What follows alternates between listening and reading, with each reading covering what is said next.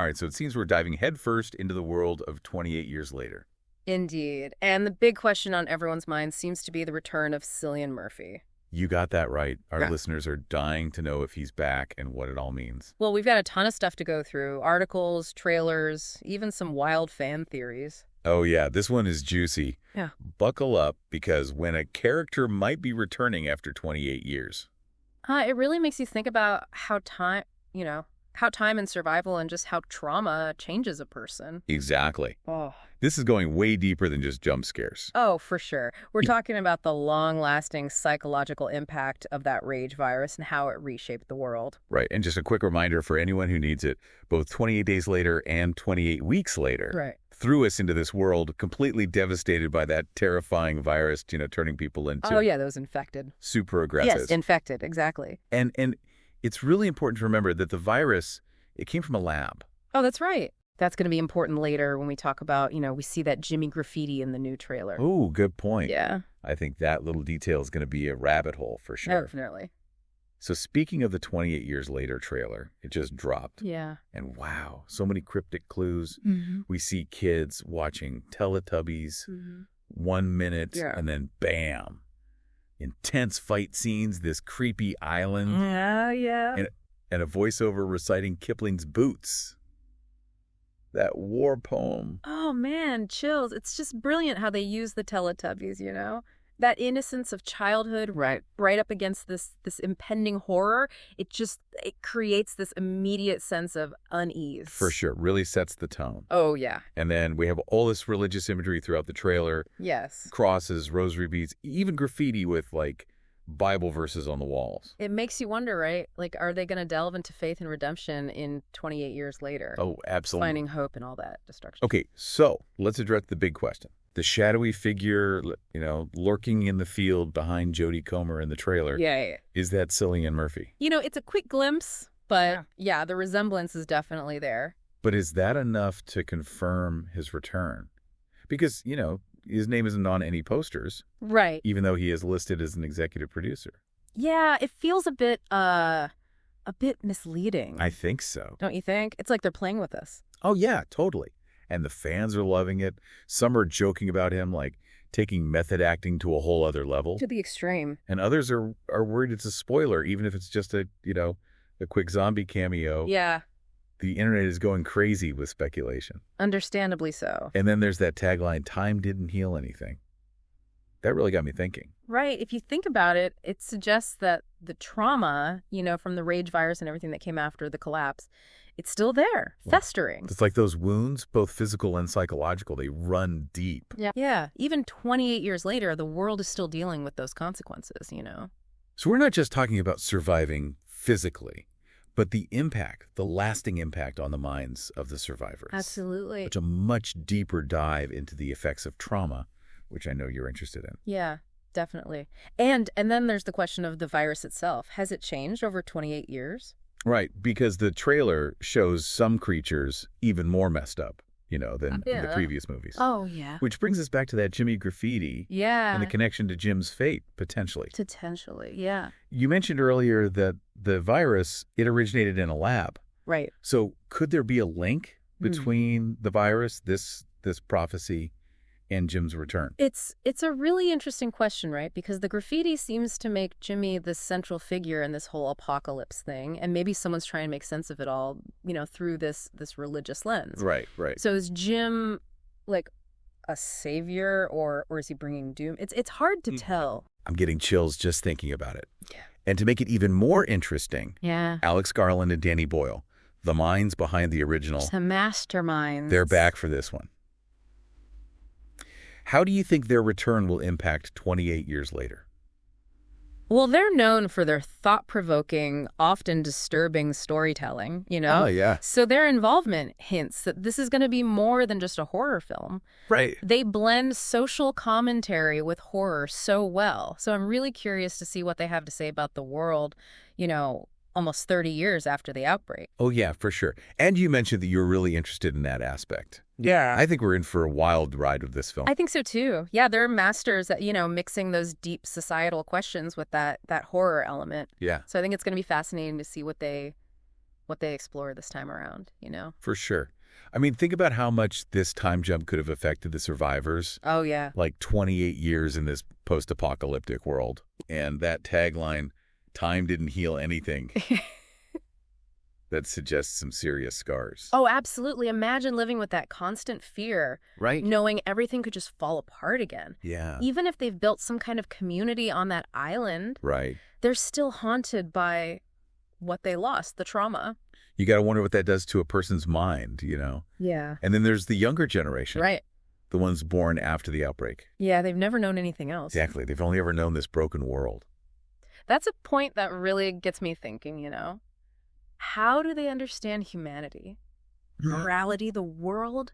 Right. Their whole understanding could be so different from those who remember life before the virus. Right. They've grown up with survival as the top priority, you know? Yeah, that's a great point. Like, there's got to be this clash between the generations. Yeah, well, for sure. Those clinging to the past. Yeah. And those who only know this brutal reality. Right. And what does that clash look like? Yeah. How does it shape their community? Right. Values? Yeah, yeah. It makes the potential return of Jim even more fascinating, you know? Oh, totally. He's someone who bridges both worlds, Yeah. the before and the after. So you've been diving deep into those fan theories about Cillian Murphy's potential role. Oh, yeah. If it's really him, that is. Right, right. What are some of the popular ones? Well, one of the most interesting ones is that Jim has become this kind of, like, prophet figure. Oh, wow. Think about it. We've got the biblical graffiti, the crosses, the almost ghost-like appearance in the trailer. Yeah. It all points to this idea that he's, like, transcended his humanity Right. and become something bigger, both revered and feared. So not just a mindless infected. No. But like a figure with a purpose. Yeah, with a mission, maybe even. Wow, that's a long way from the Jim we knew in 28 Days Later. Oh, yeah, completely different. And how could he have survived for 28 years? Right. Has the virus, like, mutated within him? Like given him some twisted immortality. Yeah. Or has he learned to, like, live with it? Maybe even control it.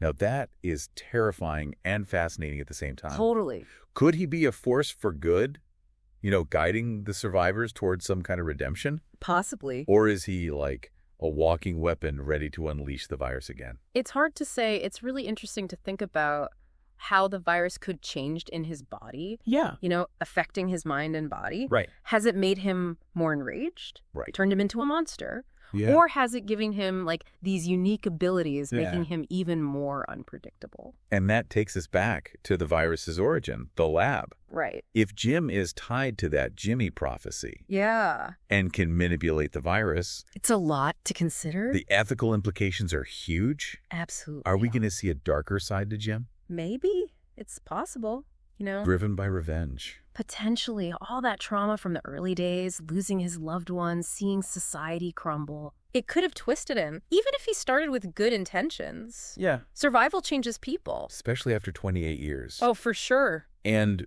we can't forget about the other survivors. Right. Remember that tagline, time didn't heal anything? Yeah.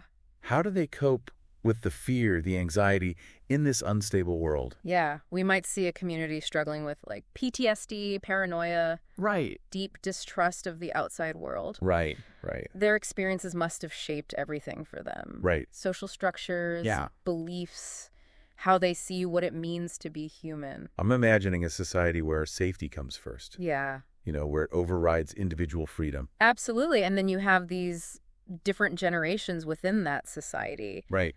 each with their own perspective on the world. Yeah, that's definitely a recipe for conflict. Oh, for sure. Imagine the tension between those who remember the old world Yeah. and those who only know this harsh new one.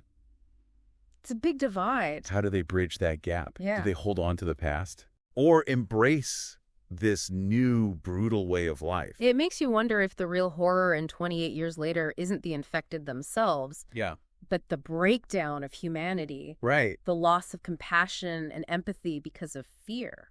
You know, the original films did such a great job exploring those themes. They did. And I think this time jump allows 28 years later to go even deeper Oh, yeah. into those complexities of human nature when pushed to the limit? For sure. And let's not forget the visuals. Oh, Garland and Boyle are known for their striking imagery. yeah, that trailer's full of it. Abandoned cities, nature taking over, religious symbols mixed with violence, those glimpses of the mutated infected. It's haunting. It really is. And those visuals often work on a symbolic level, you know? Yeah. They make you question your assumptions, confront those uncomfortable truths. Right. They stick with you long after the film's over. It's amazing how much we can pick up from just a few minutes of trailer. I know, right? The filmmakers have created this web of intrigue, weaving together plot hints, character development, themes, metaphors. It's masterful, really. It really is.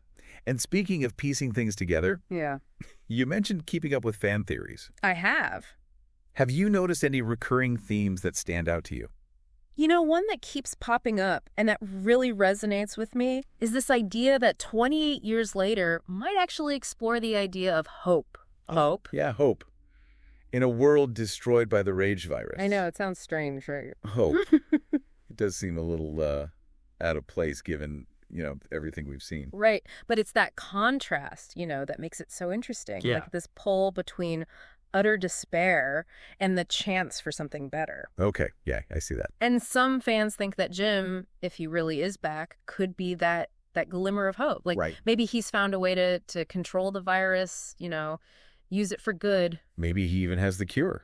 Oh, imagine that. That would completely change things. Oh, yeah, it would tie into those things of redemption, second chances, all that. Right, exactly. But even with a cure, Yeah. it raises new questions. Oh, for sure. Like, can a society this broken, can it ever truly heal? Can they rebuild trust? Right? Find a sense of community again? Yeah. Can they move forward without being controlled by fear and paranoia? Man, those are some heavy questions.